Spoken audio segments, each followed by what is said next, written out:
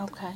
So what about then a breast MRI, and I want to make sure I'm getting this, and an MRI guided biopsy, which you're just getting into biopsies. Tell everybody what they are. Okay, well, a breast MRI is an MRI examination of the breast that's performed with the contrast agent, which is a gadolinium-based contrast agent. And it is a test that is used as an adjunct to mammography. It's a very popular test because it has a very high sensitivity for detecting breast cancers. Okay.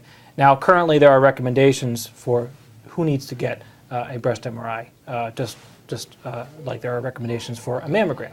Currently, the American Cancer Society recommends that anyone with the so-called breast cancer gene, the BRCA1 or the BRCA2 gene, should be screened yearly with a breast MRI examination, in addition to mammography. It's an important point that breast MRI never replaces a mammogram. Okay, that was going to be my next question. And the reason is because these calcifications, microcalcifications that can be a sign of early cancer, will not show up on a breast MRI, okay? But they will show up on a mammogram, okay? So breast MRI never replaces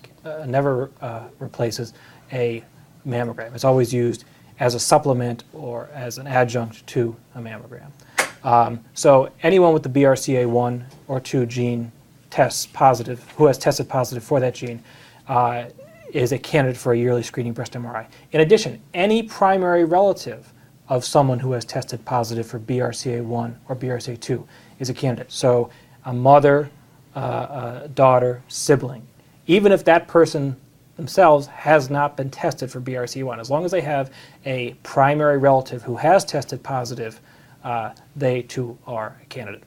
Women who have received radiation therapy to the chest as a child, adolescent, or young adult for lymphoma, they are at higher risk for breast carcinoma, and they should get screened annually with a breast MRI in addition to mammography. And finally, there are several methods to calculate a lifetime risk of breast carcinoma using your age, number of family members with breast cancer, and many other factors.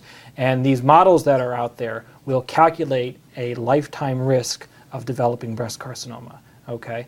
If your lifetime risk is 20% or greater, you are a candidate for a yearly screening breast MRI in addition to mammography.